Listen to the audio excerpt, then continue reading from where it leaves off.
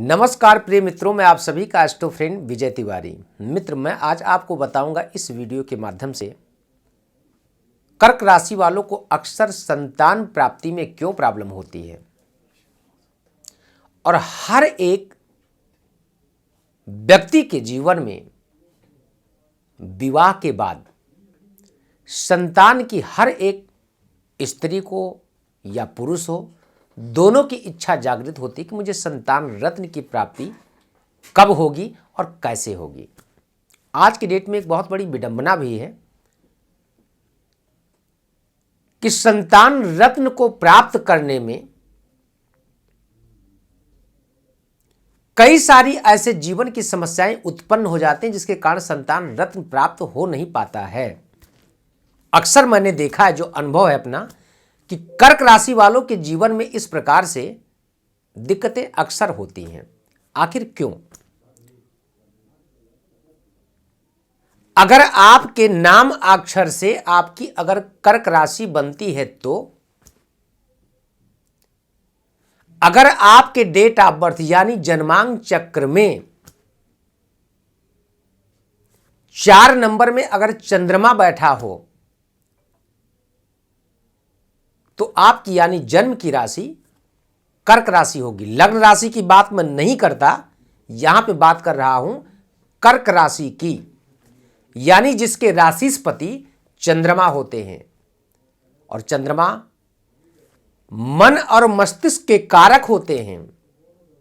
चंद्रमा मुक्ति का भी कारक है और बंधन का भी कारक है। चंद्रमा आपके आत्मबल का भी कारक है और चंद्रमा आपके रक्त विकार का भी कारक है।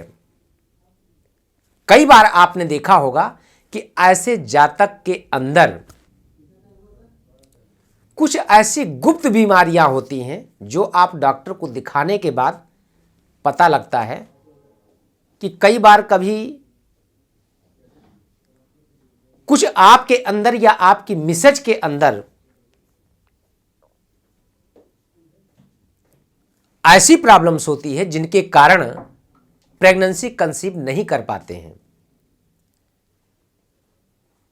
रीजन, जब भी कर्क राशि वाले जातक के पत्रिका में अगर आपका D5 चार्ट यानी आपका शिक्षा, संतान और प्रेम का जो स्थान होता, वहां का स्वामी छठे घर में बैठा हो, अष्टम में बैठा हो या पत्रिका में बे भाव में बैठा हो, यानी द्वादश स्थान, तो ऐसे जातक के जीवन में संतान का योग भी अगर बनता है तो संतान कई बार मिसकैरेज और खंडित होते हैं।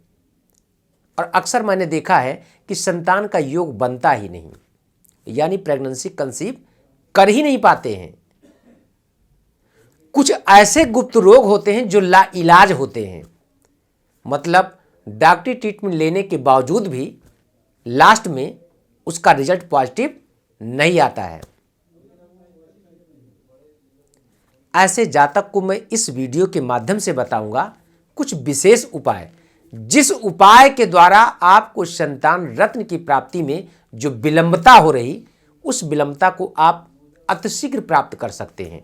लेकिन शर्त एक है कि जिसके अनुरूप मैं इस उपाय को बताऊंगा, उपाय सेम आप वैसे ही करें। कई बार डॉक्टर आपको बताते हैं कि थोड़ा गुनगुनी पानी से आप दवा लीजिएगा। अपने आलस्य के कारण, अपने उन प्लैनेट्स के प्रभाव के कारण क्या करते हैं, अरे कुछ नहीं ना, गर्म पानी गुनगुना क्या, नॉर्मल से ही पी लो, दवा खा लो। भैया, उसका सबसे बड़ा कारण है कि उस दवा के अंदर जो पावर होती है वो गर्म पानी के साथ ही उसका पावर बढ़ता है और उस पानी के द्वारा ही वो दवा काम करती है। यानी दवा से ज्यादा परहेज जरूरी है। तो क्या करें?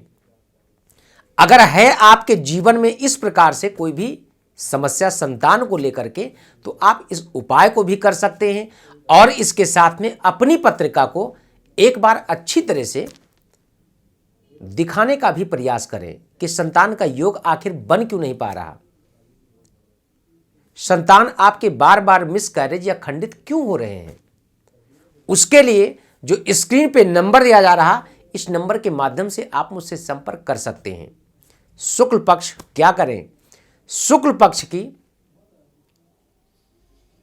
सप्तमी तिथि, नवमी तिथि और एकादशी, इन 3 तिथियों में साबुत सीताफल लें। सीताफल साबुत, कटा ना हो, कहीं से भी कोई स्क्रैच ना हो। आप उस फल लेकर के पति पत्नी दोनों हाथ में किसी भी बहते हुए जल में अपनी मन की मनोकामनाओं को रखते हुए एक सुपारी के साथ प्रवाहित कर दें। मैं प्रॉमिस करता हूं आपको अतिशीघ्र संतान योग बन सकता है, लेकिन जब आपकी पत्रिका में पंचमेश की दशा, सप्तमेश की दशा, लाभेश की दशा आपकी पत्रिका में चल रही हो तब। ये नहीं संतान का समय नहीं चल रहा, योग नहीं चल रहा, आपने उपाय करके बैठ गए, अब फिर बोले गुरुजी फायदे नहीं हुआ। भाई ठंडी का कपड़ा ठंडी में ही पहना जा सकता है, गर्मी के कपड़ा सिर्फ केवल गर्मी में ही पहना जा सकता है। अगर ग्रीष्म ऋतु का वस्त्र ठंडी में पहन लिया जाए तो उसका फायदा नहीं, उसका नुकसान होता है। और शरद ऋतु का वस्त्र गर्मी में पहना जाएगा तो भी आपको नुकसान ही करेगा। इसलिए हर एक चीज का समय होता है, समय के अनुसार अगर उसका उपयोग किया जाए आपके लिए बेटर है, दुरुपयोग किया जाए तो नुकसान है। यहां तक कि पानी की भी एक लिमिट है। 1 गिलास पानी पीने की क्षमता और आपने 4 गिलास पी लिया ना तो हजम नहीं होगा मित्र, नुकसान करेगा, आपके बॉडी को नुकसान करेगा। इसलिए आपकी पत्रिका में अगर ये दशाएं चल रही हैं, आप इस उपाय को करें, इन तिथियों में करें। मैं 99% आपको प्रॉमिस करता हूं दुनिया की कोई ताकत रोक ही नहीं सकती, संतान का योग बनेगा, निश्चित है बनेगा। तो आज के इस वीडियो में सिर्फ इतना ही। पुनः किसी अन्य विषय, अन्य टॉपिक को लेकर के मैं फिर चर्चा करूंगा। तब तक के लिए नमस्कार। जय श्री सीताराम। श्री सीताराम ट्रस्ट द्वारा अयोध्या दर्शन हेतु रहने और खाने की उत्तम व्यवस्था। एक बार सेवा का मौका जरूर दें।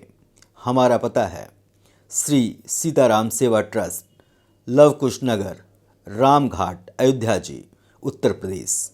पिन कोड है 224123। संपर्क करें 830333333309।